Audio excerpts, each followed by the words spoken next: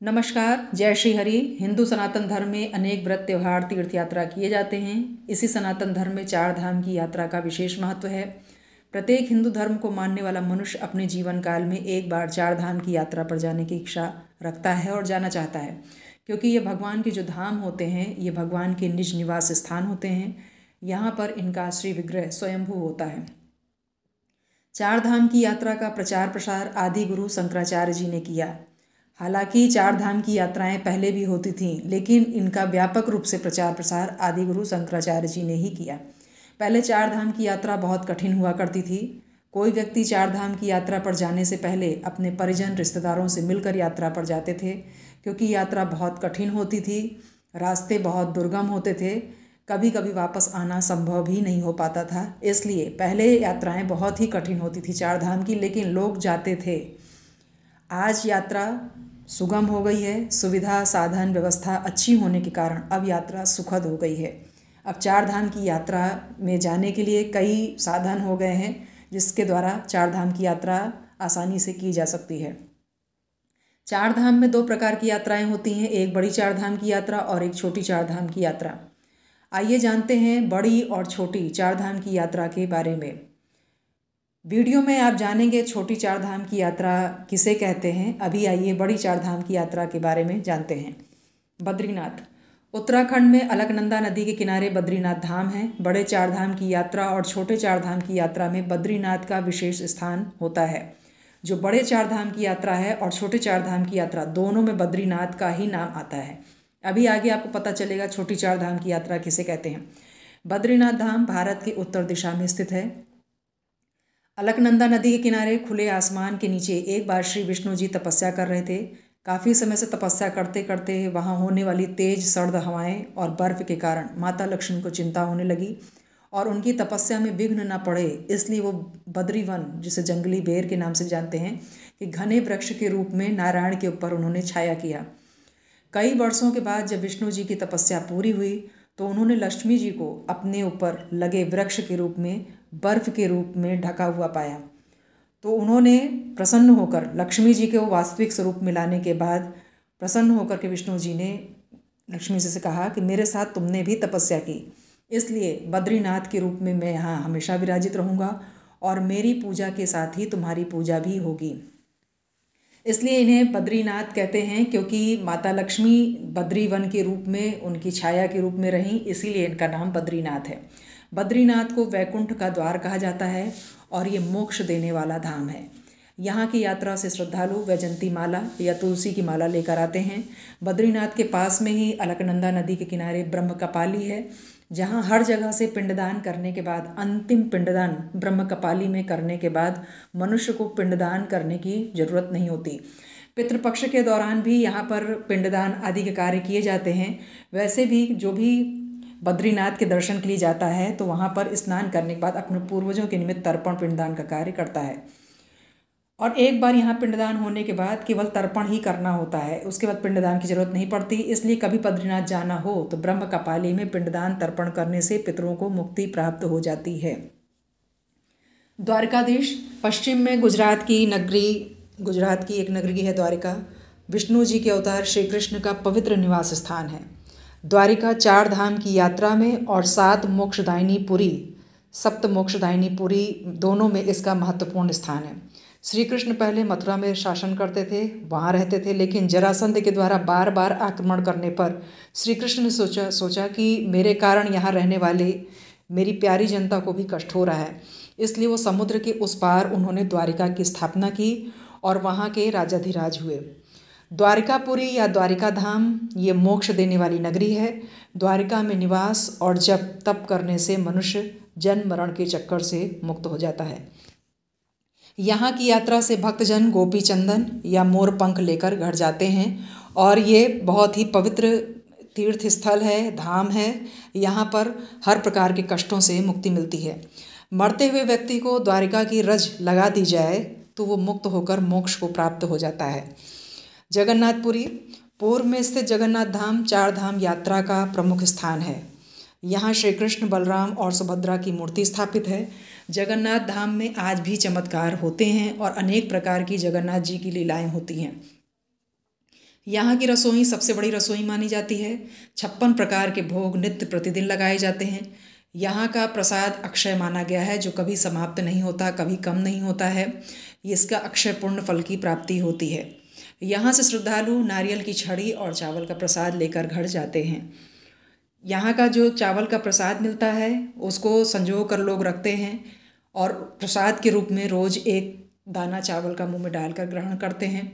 ऐसा माना जाता है कि कभी अन्न धन भंडार की घर में कभी कमी नहीं होती है। चावल के प्रसाद को एक पोटली बनाकर लोग अपने घर में रखते हैं और कभी भी घर में विशाल भोजन का आयोजन होता है तो थोड़ा सा चावल का दाना उसमें डाल देने से भोजन कभी कम नहीं होता। जगन्नाथ जी में एकादशी का कोई प्रभाव नहीं है। यहाँ पर हमेशा चावल के प्रसाद का सेवन किया जाता है। इसका एक प्रमाण है कि वहाँ पर एकादशी उल्टी लटकी हुई है, इसलिए वहाँ पर एकादशी के दिन चावल खाने का कोई दोष नहीं लगता। रामेश्वरम दक्षिण में स्थित रामेश्वरम भगवान श्री राम के द्वारा स्थापित किया हुआ शिवलिंग है। रावण से युद्ध से पहले श्री राम ने शिवलिंग की स्थापना करके पूजा किया, इसलिए इन्हें रामनाथ के नाम से भी जाना जाता है, क्योंकि राम जी के द्वारा पूजित होने के कारण इन्हें रामनाथ भी कहते हैं। रामेश्वरम शिव जी के 12 ज्योतिर्लिंग में से और 4 धाम की यात्रा दोनों में प्रमुख स्थान रखता है। राम की पूजा आराधना करने वाले एक बार रामेश्वरम जरूर जाना चाहते हैं और शिव जी की पूजा करने वाले 12 ज्योतिर्लिंग की यात्रा में रामेश्वरम जाना चाहते हैं। राम और शिव भक्त एक दूसरे को परम पूज्य मानते हैं और वो वहाँ पर जरूर जाना चाहते हैं रामेश्वरम की यात्रा पर। और 4 धाम की यात्रा में रामेश्वरम का विशेष महत्व तो है ही। यहीं पर राम की वानर सेना ने समुद्र के उस पार जाने के लिए राम सेतु बनाया था। यहाँ की यात्रा से श्रद्धालु गंगा जल लेकर घर जाते हैं। 4 धाम की यात्रा से आत्मा शुद्ध निर्मल पवित्र होती है। जीवन मरण के चक्र से छुटकारा मिलता है। भगवान की शरणागति प्राप्त होती है। 4 धाम की यात्रा का ऐसा अद्भुत फल है और ये 4 धाम की यात्रा हर मनुष्य अपने जीवन काल में करना चाहता है। अब आइए जानते हैं छोटी 4 धाम की यात्रा का महत्व क्या है, छोटी 4 धाम की यात्रा क्या है और किसे कहते हैं। छोटी 4 धाम की यात्रा उत्तराखंड की यात्रा को कहते हैं। उत्तर भारत की जो हिमालय का भाग होता है इसे हिमालय की यात्रा भी कहते हैं, जिसमें यमुनोत्री, गंगोत्री, केदारनाथ, बद्रीनाथ ये 4 धाम आते हैं। इनका ये स्थान है। ये छोटी 4 धाम की यात्रा हिमालय की यात्रा है। इसे उत्तराखंड की यात्रा भी कहते हैं। इसे उत्तर भारत की यात्रा और या उत्तर भारत का 4 धाम के नाम से भी जाना जाता है। पहले ऋषि मुनि तपस्वी हिमालय पर तपस्या करने के लिए जाते थे, तो ये हिमालय की गोद में की गई तपस्या, आराधना और वहाँ पर रह करके 4 धाम की यात्रा करने को कहते हैं। हिमालय और उत्तराखंड ये देवभूमि के नाम से भी जाने जाते हैं। यहाँ की यात्रा करने से मनुष्य पाप से मुक्त हो जाता है, मानव जन्म पवित्र हो जाता है। अब आइए जानते हैं ये उत्तराखंड की 4 धाम की यात्रा में इसका क्या पुण्य फल है। यमुनोत्री धाम माता यमुना का उद्गम स्थल है। छोटी 4 धाम की यात्रा में सबसे पहले यमुनोत्री के दर्शन किए जाते हैं। गंगोत्री धाम यमुनोत्री के दर्शन के बाद गंगोत्री धाम के दर्शन किए जाते हैं। माँ गंगा का उद्गम स्थल है। यहाँ से ही माँ गंगा का पृथ्वी पर आगमन हुआ। केदारनाथ भगवान शिव का स्वयंभू स्वरूप यहाँ विराजमान है। ये छोटी 4 धाम की यात्रा और 12 ज्योतिर्लिंग में दोनों में इनका प्रमुख स्थान है। केदारनाथ के दर्शन से मनुष्य पवित्र होकर पाप मुक्त हो जाता है और ये 12 ज्योतिर्लिंग के प्रमुख तीर्थों में से एक है, ज्योतिर्लिंग में से एक है। यहाँ हर शिव भक्त और धाम की यात्रा करने वाले जरूर आते हैं दर्शन करने। मनुष्य के बुरे कर्म नष्ट हो जाते हैं, कठिनाइयाँ परेशानी से छुटकारा मिलता है और मुक्ति प्राप्त होती है। बद्रीनाथ धाम छोटी 4 धाम की यात्रा और बड़ी 4 धाम की यात्रा में बद्रीनाथ का विशेष स्थान है।